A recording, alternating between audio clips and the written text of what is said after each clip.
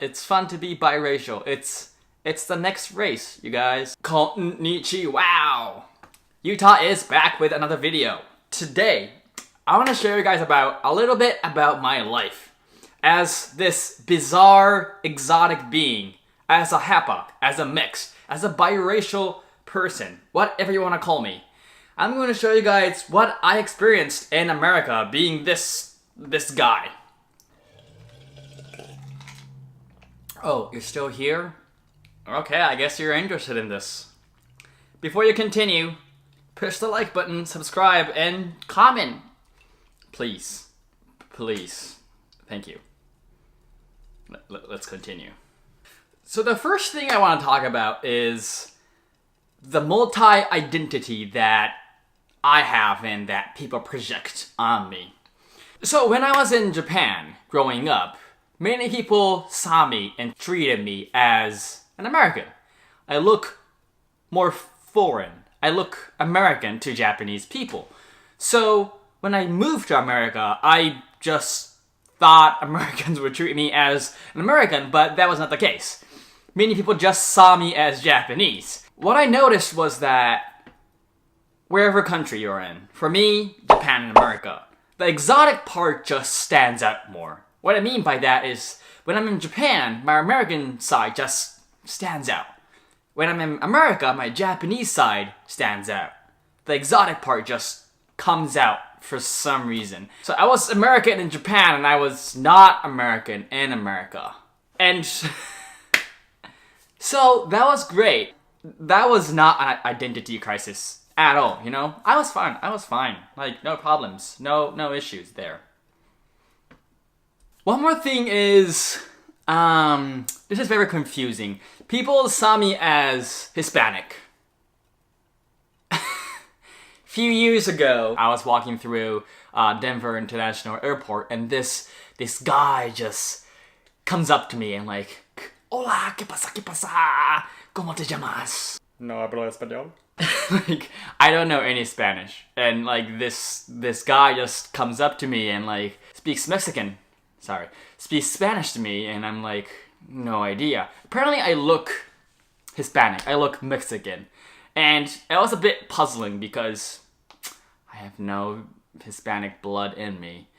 But it's a good thing. It's fun sometimes because I play soccer a lot, and there's a lot of Hispanic people playing, and you just connect, like how black people hang out with black people, Asians hang out with Asians, white people hang out with white people, like Hispanic people hang out with Hispanic people. So they just, I think they're like more comfortable when they look at me and like, oh, it's our kind.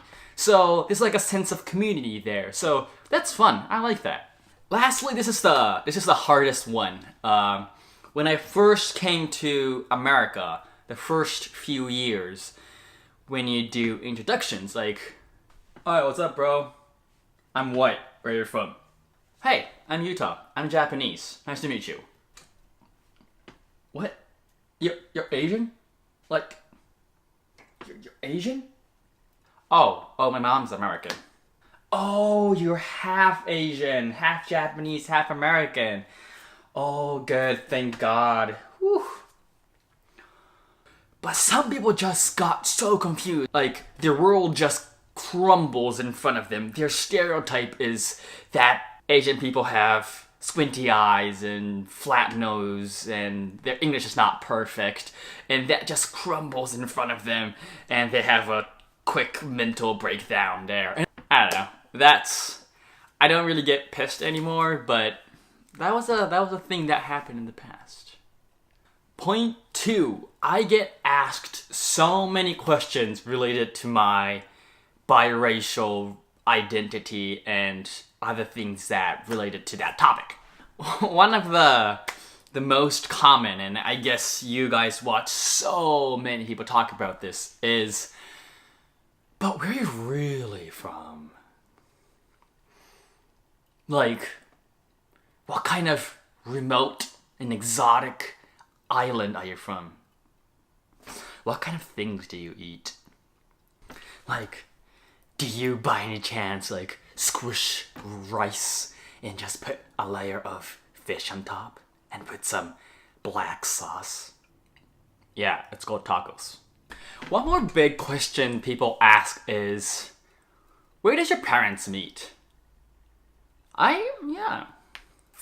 I don't really know why they ask this. Like, my parents met in California, so that's what I usually say. Lastly, the most asked question is, what do you identify as? I like this question, actually. It potentially could lead to something very deep and connecting. Personally, that's what I think.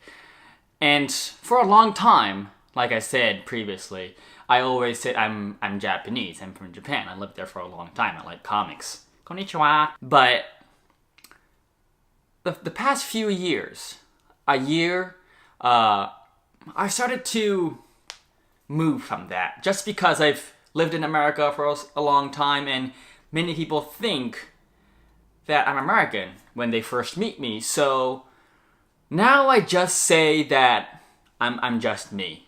Like, I lived in America and Japan, but I'm just me, you know? This sounds so pretentious. I said this to a girl at a party. She was Japanese, and I don't look Japanese to her, and I spoke fluent English, so she was super confused and interested, and so she just asked me, like, what do you identify as? And I said, oh, I'm me. 俺だよ。俺は俺だ. And she just did not like it. I was a pretentious asshole. Number 3, people are intrigued and impressed with my English level for about 3 seconds. More like a minute. Okay, a minute. So, what happens is you introduce yourself. Hey, my name is blah blah blah, like the thing I just did. And I say that I'm Japanese. Lived in Japan for 18, 19 years. And they're like, whoa, your English is so good. I'm like, thanks. And as a modest Japanese guy, I have to say that my mom's American. And always, every single time, they get super disappointed for some reason. You're like, oh, so you didn't work hard at all, did you? And I'm like, bitch, I worked so hard to get here. You have no idea. I don't say that, but that's what I'm thinking inside. Like, people just get super disappointed for some reason when they know that one of my parents are American. So, and the funny thing is, people look for my mistakes. Like, oh, you just made a mistake. Your pronunciation's wrong. Oh, your grammar's incorrect. Like, bruh, chill. It's fine. I know my flaws. Number 4, cultural barriers. So what happens is, I'm talking to my friends, and they refer to something from something that they like and love from their childhood, or something very technical in the English language. And because I've only lived in America for 4 years, there's some gaps. I don't have knowledge prior to 2010 just because I was in Japan. But some people just assume that I know those things, and they get mad sometimes, like, why do you not know this? This was such a big thing. And I'm like, I was in Japan. How should I know that? Do you know anything that happened in the past 20 years in Japan? Like, interesting story. This guy, my friend, we were talking, and he referred to, like, some musician that was super big when he was a kid. So I guess I was a kid too. And he keeps talking. I'm like, dude, I don't know this guy. I was in Japan. And he keeps like, how do you not know this? Like, it was so big. I was in Japan, dude. Like, how should I know this? Like, and how many times I explain it, he just doesn't get it. So those were my 4 points. Multiple identity. A lot of questions relating to my biracial mixedness. Number 3, people being impressed with my English for a very short time. And number 4, my English level and my cultural understanding not necessarily matching sometimes. So, not all of them are bad. I definitely enjoy it sometimes, and you get over things. You learn, you accept people, and just don't care that much sometimes. So it's a constant improvement, constant development of your identity. It's fun to be biracial. It's the next race, you guys. That's what my friend said. I was like, damn, son, we are the next race. We are the better race. Okay, that was my video for today. If you like this video, please push the like button. Subscribe if you have not done it yet. Wait for my next video. See you guys next time. Peace.